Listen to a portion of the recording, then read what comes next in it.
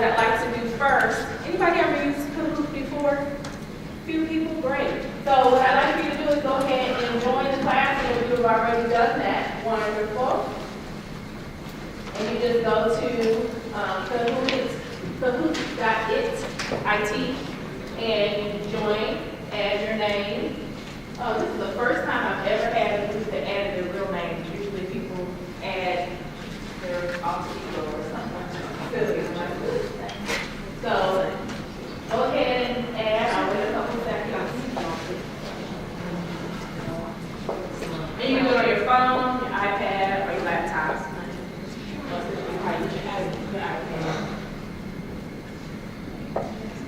Everybody hear me okay? All right. Hopefully our Wi-Fi works great. So far, so good. Anybody else want to join? Last call. Okay, I'm trying. I'm coming. Sure, the numbers aren't. Oh, there they go. There they go.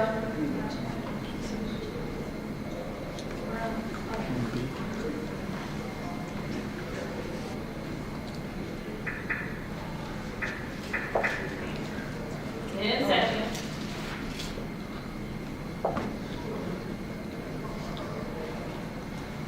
And for those of you who have never used Kahoot before, it's just a way to us do an assessment, surveys, questionnaires, using a game type format.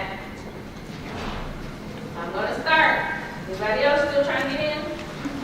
Still trying? 5 seconds. Is it like the Wi-Fi slow? Yeah.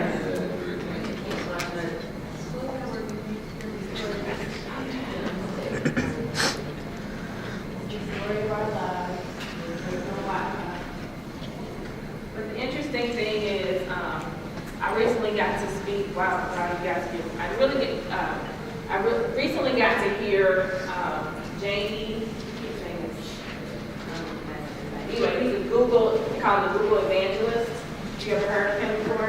Yeah. Well, he's basically the guy that's responsible for like Google apps and all that kind of stuff. So he spoke recently, and he put something in strong perspective. He said, if you look at the 5-year-olds that are here today, and that how they're using the different technology, they basically are using the crappiest piece of technology you'll ever see in your lifetime, because it's not going to do anything but get better. And then one day they're going to be in the thrift store and they're going to see our little iPhones 15 years from now and say, oh, my mom used to have one of those, but she used to have to plug it in to charge it. So we never know where we're going. All right, I'm going to start now. Hopefully everybody got in. All right, so basically what I'm trying to find out is who is here. And so I want to ask you a couple questions. So you can the color that represents who you are. Elementary is red, your culture media specialist, secondary staff, purple, or administrative. Okay, 7 seconds, hurry up. 13 seconds, sorry. Alright, so, looks like we got kind of a mix. I know everybody knows, so, but kind of mix of elementary, secondary, some elementary. Okay. Next question. What do you know about the SAMR model? I know you guys came here because you want to learn about the SAMR model. What do you already know? Are you asking what is the SAMR model? I know some, but not a lot. Class on it. Knowledge enough to share with my peers.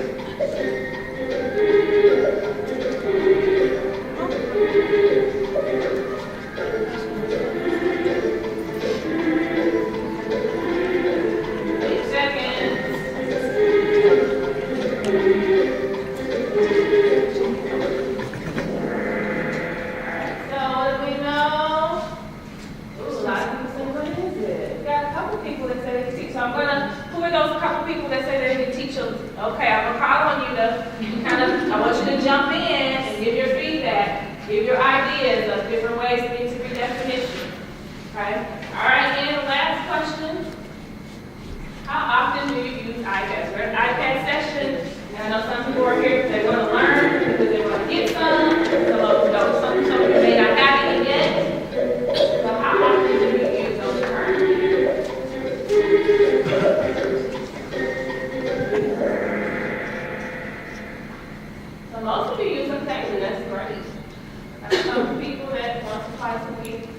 Still hoping to get iPads, I understand.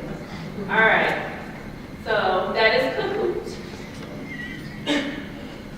So that kind of gave me an idea of where everybody is. All right, so I did share my presentation in Edmodo. You have the codes to get there. And here's the code. Hopefully I typed it correctly, but if not, it's on that machine. So we are talking about the SAMR model. And I want you to go from substitution to transformation. So we look at this picture, we wonder, how in the world is that possible that kids are able to, at such a young age, I know he doesn't necessarily know what he's looking at, but he kind of knows to tap his finger on something to make something move. So we have a digital gap, though, as you can see.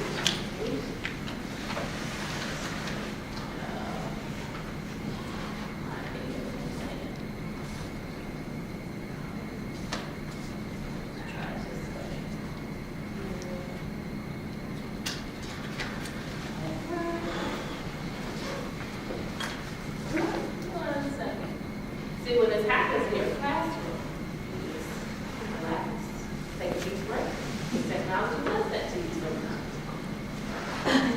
So let me try to tell you too. What Wi-Fi are you guys on? It doesn't matter also. You're all personal. Well, I was assured that this one was going to work. But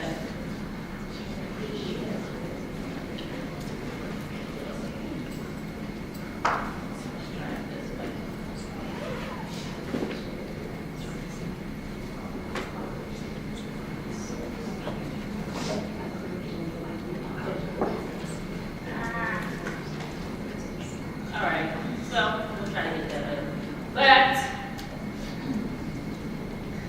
moving on, because we are digital immigrants, our students are digital natives, but we all should be digital explorers, should be exploring together. This is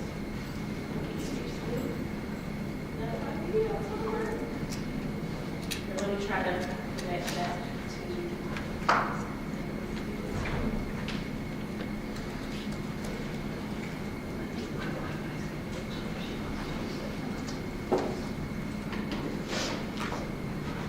to get it, my Wi-Fi's on, I can give you my password, and you can use it and get it. Sure, thank you.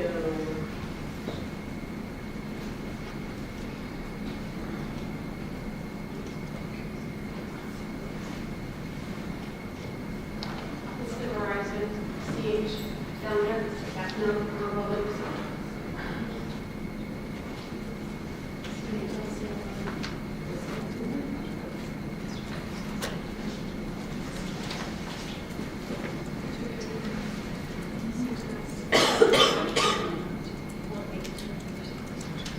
Thank you so much. I appreciate it. Let's try.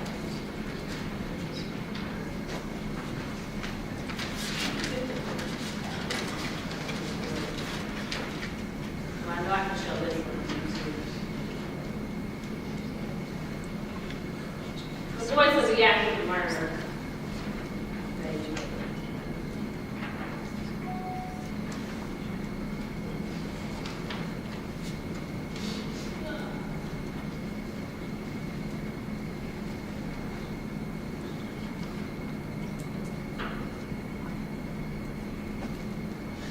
Anybody seen this video before? Alright.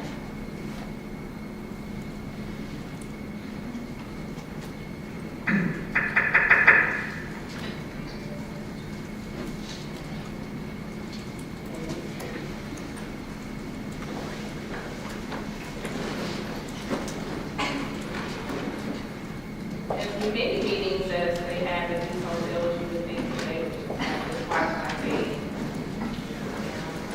Okay, well, maybe it'll start.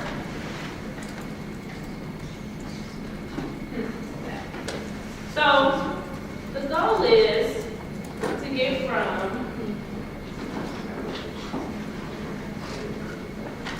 substitution which replaces our traditional use. So a lot of people just say, I just want to use the technology, just want to use it, just want to use it. Well, that takes from doing things like writing an essay to using word processing or using a digital book, online reader book. That's simply substitution. So we want to go beyond paper and pencil. We're beyond replacing paper and pencil with apps. And so a lot of us, when we first started using iPads in our classroom, we rolled them out K2 first. And all the teachers wanted was apps, apps, apps. Find me a math app. Find me a reading app. And so literally, we had thousands of apps. There's no way you could go through and evaluate thousands of apps. So we started looking at finding apps that served a multiple purpose, that weren't just content specific, but finding ways that our students could use the iPad as a learning tool to go from consumption to curation, creation, and connection. And so we want to be able to use our iPads to connect, have a deeper understanding and connection with each other and our content.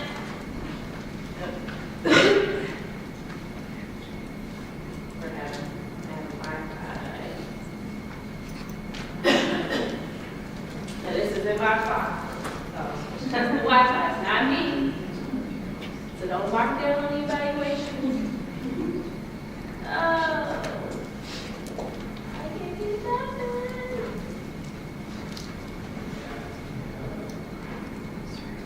Trying to go back. Do you have a strong connection on yours? Yeah. It moved from 3G to 4G. I think I might go back to that too.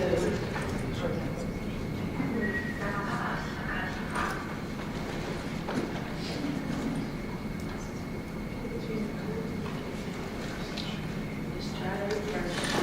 What happened?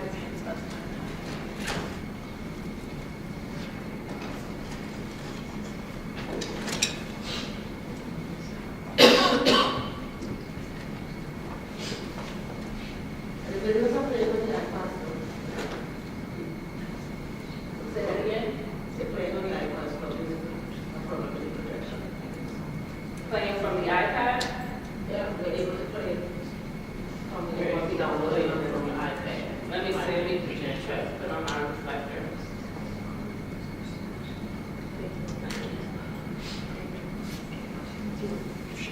We can try that. This is a good suggestion.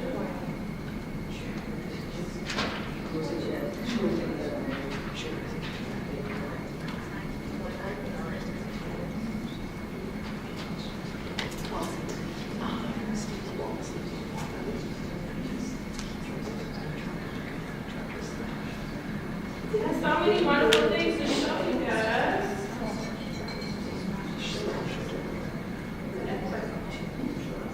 Okay, we all know that good technology in school can help students learn. But how can our teachers try to help them? Who's playing?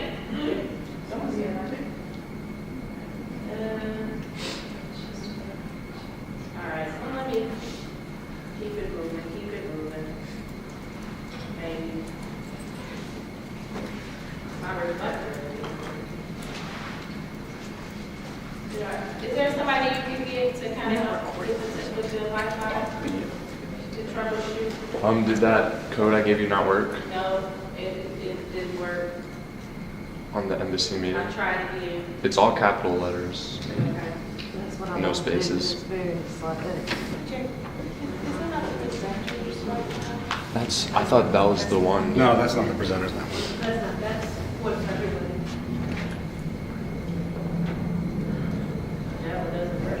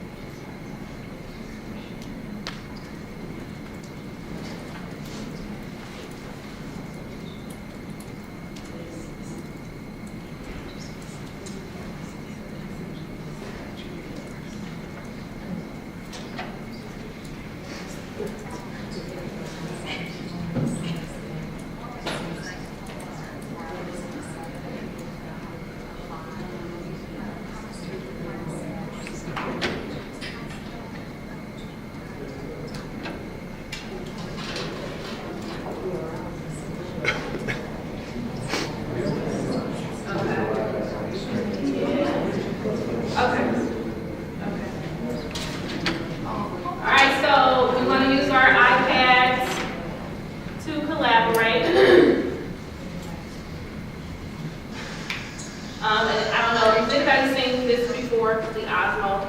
Anybody seen the Osmo before? Osmo. Yes.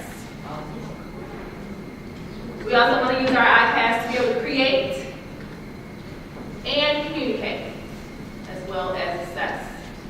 So we want to go from enhancement to transformation. So for those of you who have never seen the SAMR model, who are those people again who've never heard of the SAMR model? All right, so this is basically the model. And I'm going to show, hopefully, a video. Yay! Everybody clap. Yay. So this is an explanation of what we have no staff.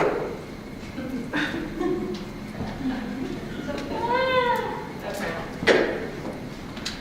What else can go wrong, huh?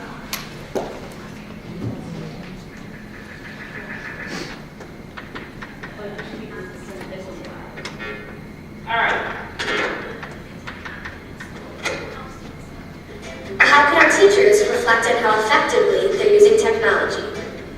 Well, that's what this model is for, the SAMR model. It's kind of like the Bloom's taxonomy for educators. It was created by this guy, Dr. Ruben Fuentedoria, who believes that using technology allows us to think differently and perform new tasks. After all, if we have today's technology, then why teach like we did 20 years ago? There's 4 different levels and 2 different sections in SAMR. Let's take a look at the first level, substitution. This is where the technology used acts as a direct substitute. Let's take the task of persuasive essay writing. I could write an essay by hand, or I could type an essay using the basic features of a word processing program. The task is the same, and there's no functional change. The technology is being used as a substitute. Lots of teachers start out at this level, but don't worry, because substitution is not a bad thing. Even the best teachers visit this level from time to time. The next level is called augmentation. This is where the task is still the same, but the tech allows for some sort of functional improvement. So instead of writing our persuasive essay on paper, we could use a program like Google Docs. With this software, the task is still the same, but the unique features of a collaborative document provide some functional improvement. In both these levels, the technology is used to simply enhance a lesson. This technology may make tasks more efficient, but it's not likely to make a big difference in future outcomes. Most learning takes place above the line, and it starts with modification. Here, the technology is used to provide a significant task redesign. So instead of simply writing an essay, a student could publish a WordPress blog using text, embedded videos, pictures, and other web links to convey their argument. The audience is no longer just the teacher either. It's the entire world. People from anywhere with an internet connection could review or comment on their writing, allowing for deeper analysis. The final level and the ultimate goal of technology integration is redefinition. Here, the technology allows for the creation of new tasks that were previously inconceivable.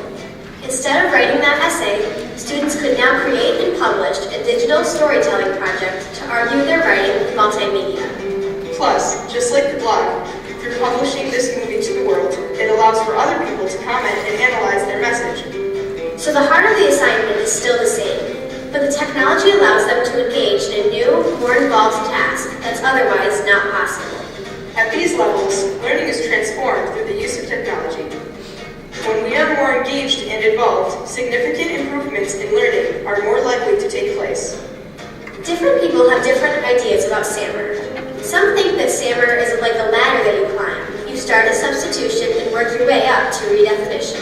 Others think each level is like a swimming pool that you swim in or visit from time to time throughout the school year, and that's okay.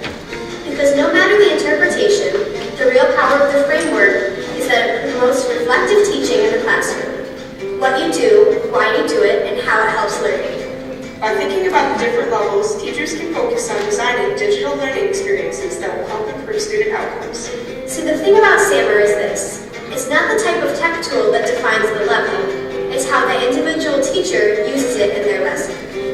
So whether you're substituting or redefining learning, remember the ultimate outcome for integrating technology should be simple. Maximizing student success. Want more information on SAMR? Check out these links. Anybody use PowerPoint before? So that's what was used to create this presentation. It's a really cool tool.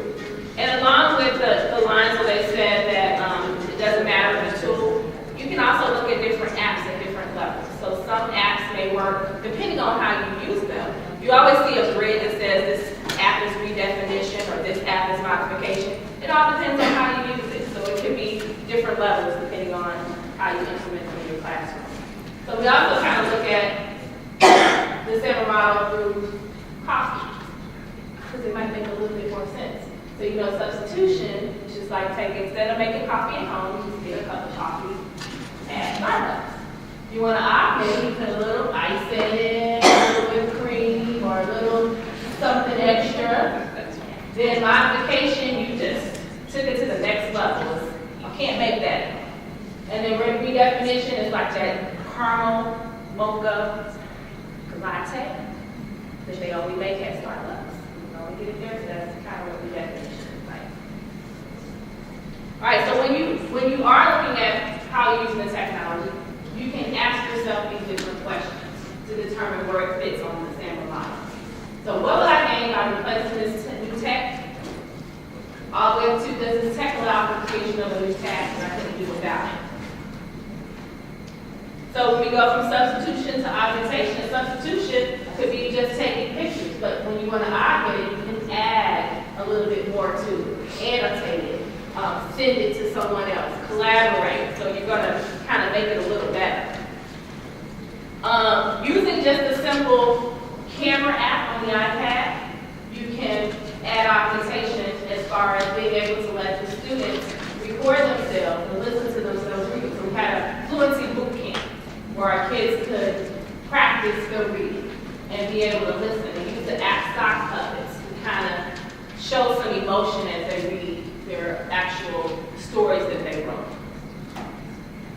With this one, we use the Reflector app, which is what I tried to do so I could connect, to be able to mirror your iPad to your computer and plug it into a smart board or an interactive whiteboard. So here's an example of a teacher using Reflector in math. Let's see.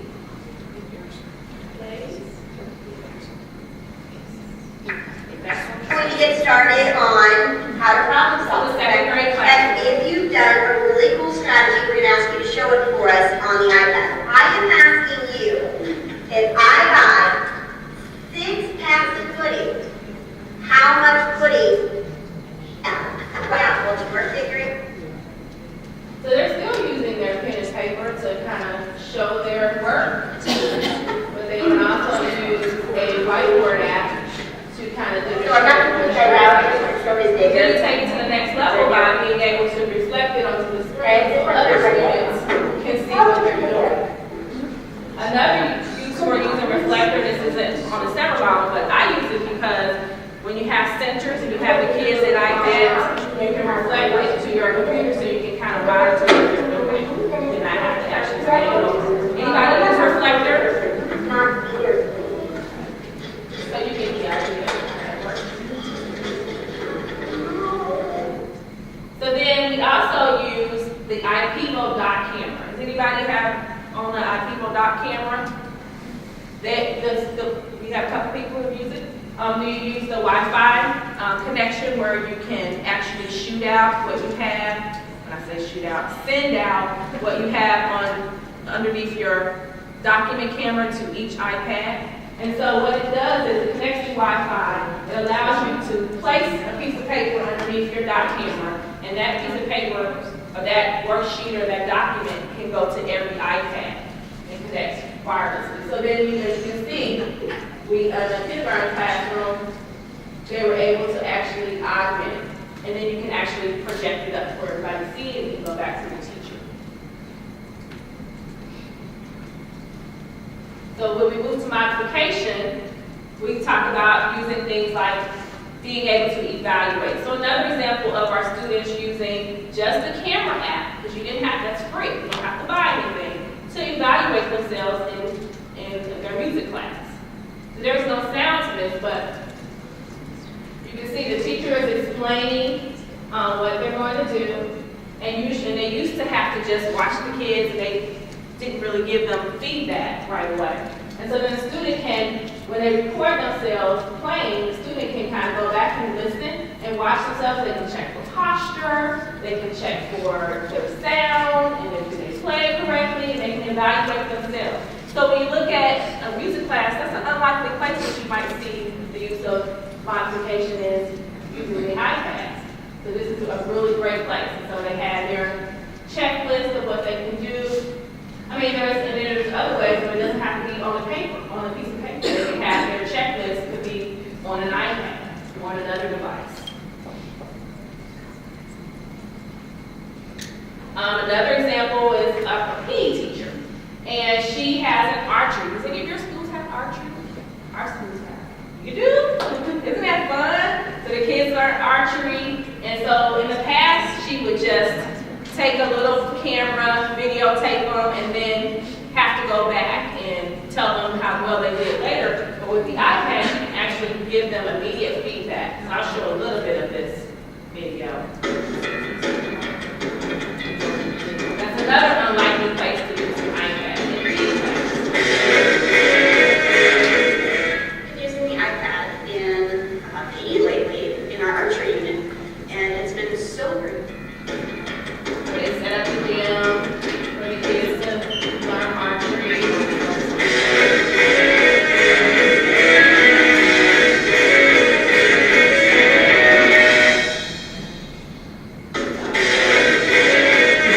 So that's Really really great big street. It's me filming all four of those kids. giving us immediate feedback there. Kids can get immediate feedback on their form and their technique, and of course they love seeing themselves. All right. So then another way, does anybody use Edpuzzle? Yes. How do you like it? Love it. So Edpuzzle is a website and an app where you can pull content from all of those different places. YouTube, Khan Academy, the list is endless. And basically you can take pieces of the video or the whole video or whatever you want, and you can embed questions and track the progress of your students. So let me see if I wanted to pull it up on my iPad, but I can't. So let me just show you how it works.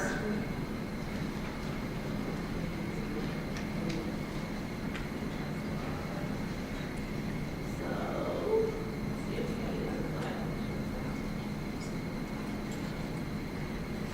Let's see if you guys know without making it. So this is just a video pulled from YouTube. You see it stops. It says, where was the man leaving from? What's the answer? Okay.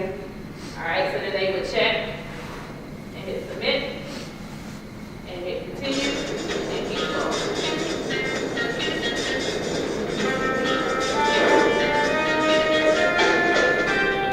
All right, you guys, pull over. That's the makes money right there. I caught you red-handed. You're going to spend a long time behind bars. Why did the guy on the roof say that they were going to spend a long time behind bars?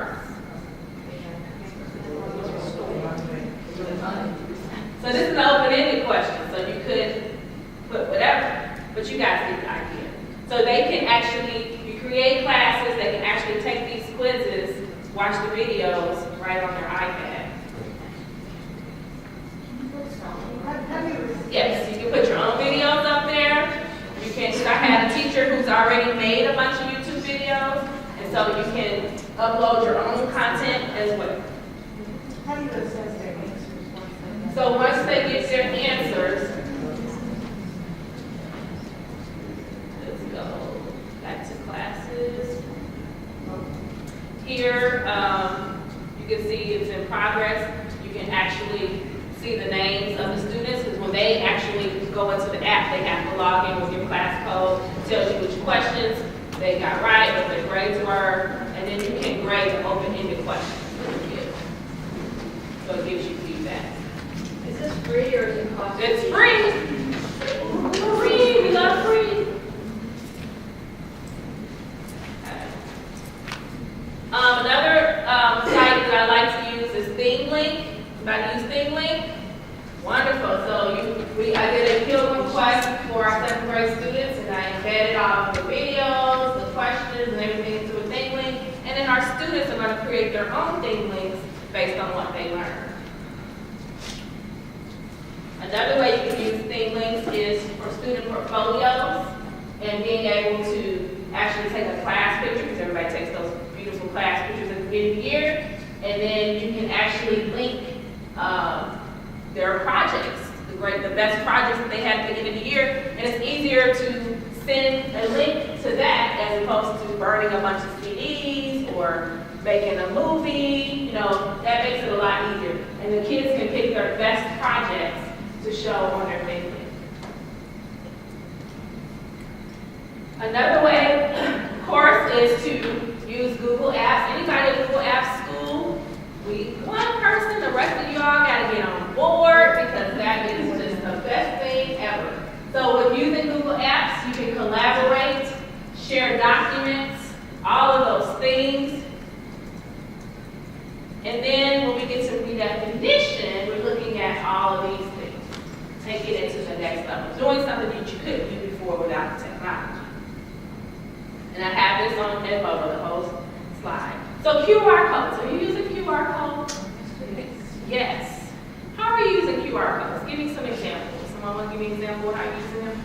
Yes, sir, over there. I teach phys ed and we do like a bunch of different circuits. So we have them record and go up and do a QR code, and then it gives you like what muscle you're using and other exercises that they can do that does the same muscle. Wonderful. Have to go to a gallery walk so they can see different projects that other students have done and then get the information about seeing it on the wall. Wonderful. Anybody else? My first grade teacher at the end of the year had her students record what to, how to for this year's first grade students, and so they went around the break and turned into centers. So it was cute. Wonderful. Anybody else? I'm in high school, so when our new grade 8s come in, we do a scavenger hunt so they can find things in high school. Great. We use QR codes for all of those things that you said and more. We use them for book reviews. I use them for kindergarten sight words, to record me saying the words, and the kids can scan them and they can hear how to pronounce the words. We use them for our library, how to find definitions for words. We also use them for these things. Coupons, being able to have the kids, they do something right, instead of click up or click down, they get a QR code, they scan it, and it tells them what they may do. Maybe they get a free choice time, or get a free sticker, or something like that. Just so many different examples of how you use QR codes. Another way that we've used it is through our interactive art show. So we have an art show every year at the end of the school year, and what I did, the very first year I did it, people were like, what are those things? They had no idea. And so what I went to the art teacher and I said, I have an idea for us to incorporate technology with our art show. So what I want to do is I want to record the voices of the students talking about their projects, explain what inspired them to do them, what the process they went through to develop their projects, and then we'll attach it to a QR code, and the parents can scan the device and listen to their kids do it. Well, she thought I was crazy, of course, so I had to prove myself, and so I recorded the voices of over 400 kids. You think I was going to do that again? So what we figured out was, for one, when I decided to do the project, it was like towards the middle of the year. So think about asking a kindergartner why they created a project in February and May. It's very hard. So what we decided to do is have them write reflections after they complete their projects. And so we used that to have them read, or they dictated it so we can write it down. And then by May, we had a bunch of reflections, and they could pick which project they wanted to do. But this is how it works.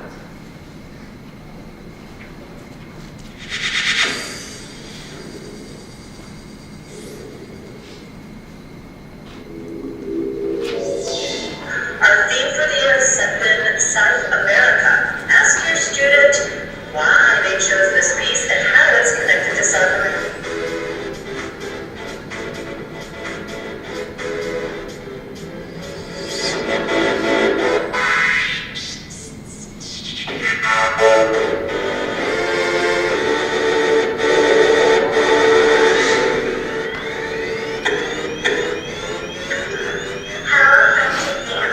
This is East Tech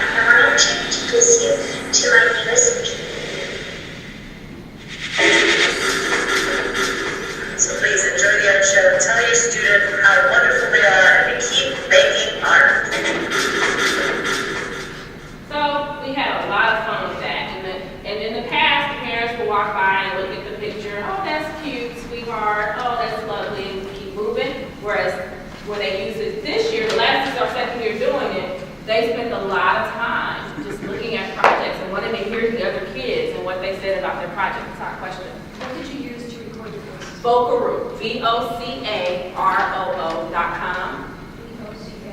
Vocaroo.com, and there's others, but I like Vocaroo because it's very simple. Because guess what? The kids do them themselves now. I don't record them.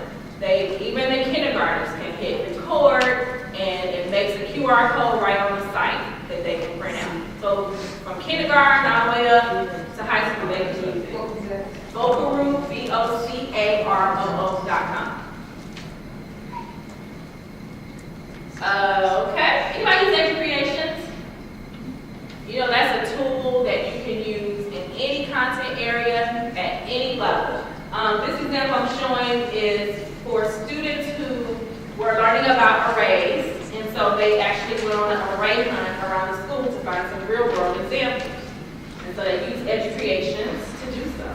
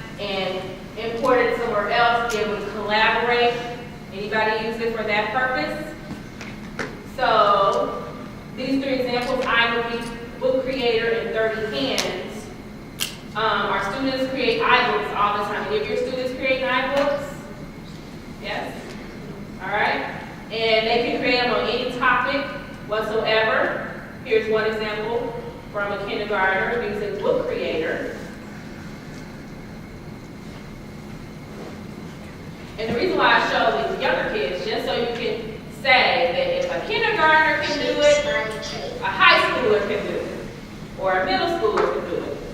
So that's basically, she created an iBook on shapes around the school. And so, when I was talking about that in-app feature, so you can create your iBook using Book Creator, and then when you go to Drive, you can open it up in Drive and upload your content. So it creates like a PDF of some sort that you can use, and you can also open it in Evernote or Dropbox. So you always have that open-end feature in Dropbox, and then they can share it with another student, and then they using Google, and then they can collaborate together. So the same thing goes with creating iMovie trailers. So we use iMovie to create trailers. There are some great storyboards and examples on learninginhand.com, so check those out. But it has the same feature. You can export it, get the link, share it, open an iMovie, take it to another iPad, kids can collaborate together. So that's the great feature within Google.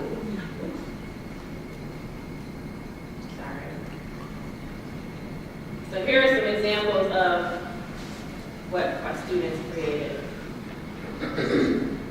This is the first grade. 2 boys did it all by themselves. The maid took a sled. The gardener fled.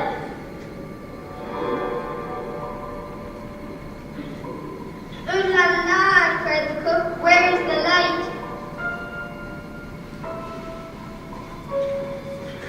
troll heard the squeak. Came up for a peek. He ran fast, faster, and faster.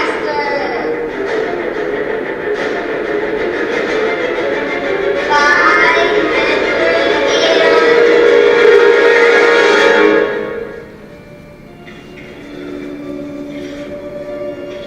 The troll heard the squeak.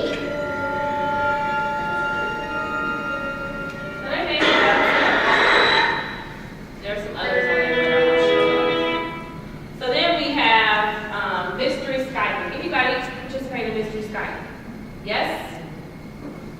One person? Oh my God, you guys are missing out on such a great experience. So mystery Skype, or you can do FaceTime, or Hangout, whatever you want to do, whatever tool you want to use. And basically what it is students from different parts of the country or the world, they ask each other open-ended or closed-ended questions, yes or no, and they have to figure out where the other class is located.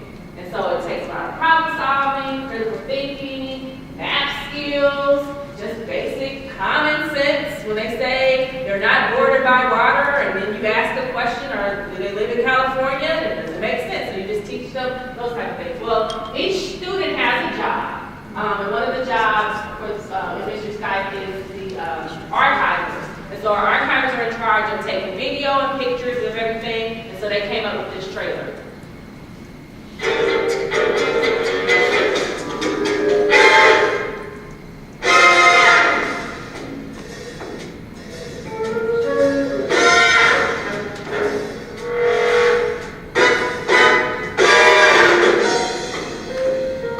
If you go on Twitter or Skype Classroom, you can find places together. Get the idea.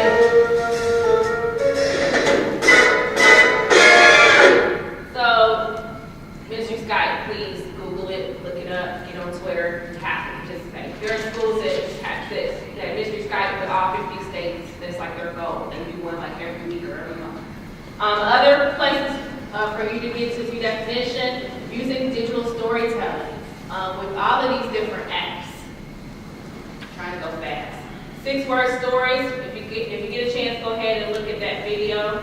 Because I want to Flipgrid. Anybody use Flipgrid before?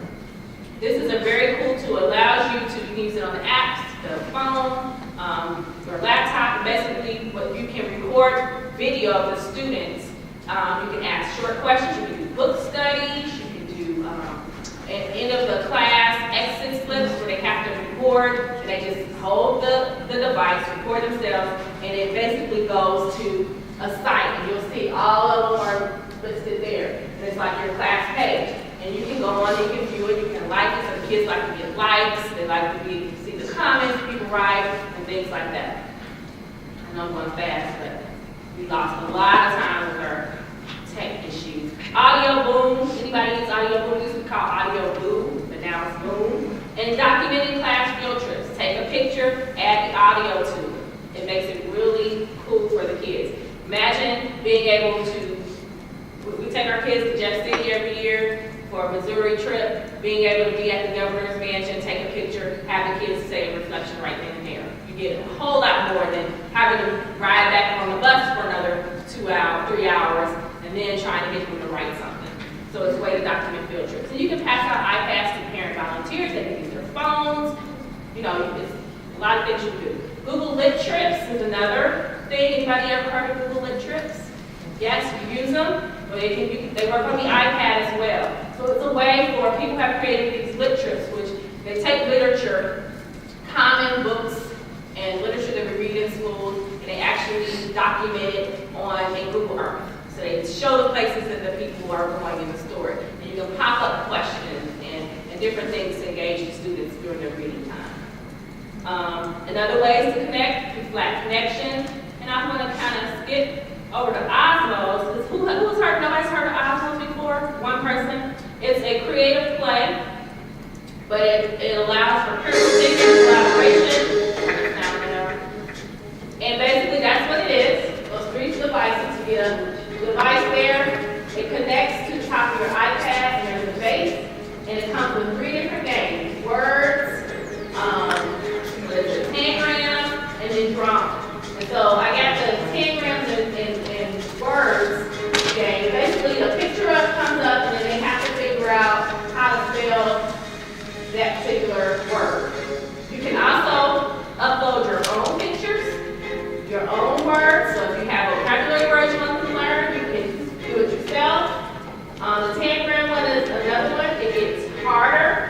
go to different levels. So basically, when they actually put the pieces in front of the iPad, it picks it up and lets them know, it blinks it to let them know that they did it correctly. So it's really cool. And it's only $69. So that does have a cost, but it's well worth it. Is that just for one iPad or for? The device is for one iPad at a time, yes. Because it comes with actual pieces. Because a lot of times we're so stuck on just having them on the technology that they do need some interactivity with the actual pieces. Hour of Code, that's coming up. Anybody participating? Anybody signed up? Yay! So that's coming up. Check out the video. It's a wonderful, from all the way to kindergarten, all the way to high school, you can do coding. That's programming. Augmented reality. Anybody interested in that? Isn't that just awesome? That's like the best thing. So this is an example of, anybody not know what augmented reality is? So basically, it's the QR codes on steroids. It's like to the whole next level. So you scan what they call a trigger image, which is what you see up there, and when you hold it up, it turns into a video. So basically what we're going to do for our art show, we're not going to use QR codes solely, we're going to actually videotape the kids and make it a part of their process. So as they're creating these projects, we actually have it on video for them. But I have a couple of different examples. Those are all different apps you can use. But anybody can participate in Dot Day, International Dot Day. Well, here's an example of using the Color app. I'm going to fast forward just so you can see the parts. We're out of time. See how it works. So basically, they color the actual dots on paper. They drew this beforehand. And it turns into magic. It creates this 3D, there it goes. dimensional. And then it comes to life. And that's free. You just download, you just print out the sheets from the website and download the app. Change how it looks. And we're going to use that for our kids create their own planets. So we're going to use it for that. Another app is Zachary. Not the drink, but the actual app. And it's another cool feature. I'm going to show this one because my sister is in chiropractic college. She's getting her doctorate in that. And I was like, you have got to download this app. And it can be anybody's science teachers, teach the human body or anything like that.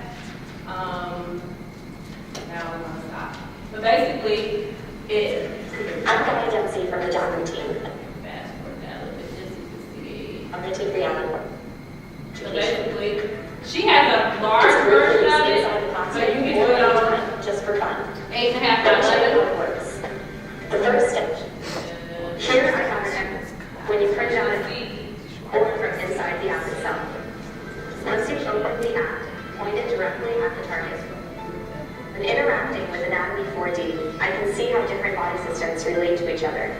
Here's the gastrointestinal system. You can actually and what see it in happens 3D. when I system to the mix. I mean, that's amazing. So you can create your own 3D images, 4D images using that app, and you can do science experiments like that. So you don't have all that mess or have to pull kids out, kids can do stuff at home. And so that's it. I know I went fast because we had tech issues.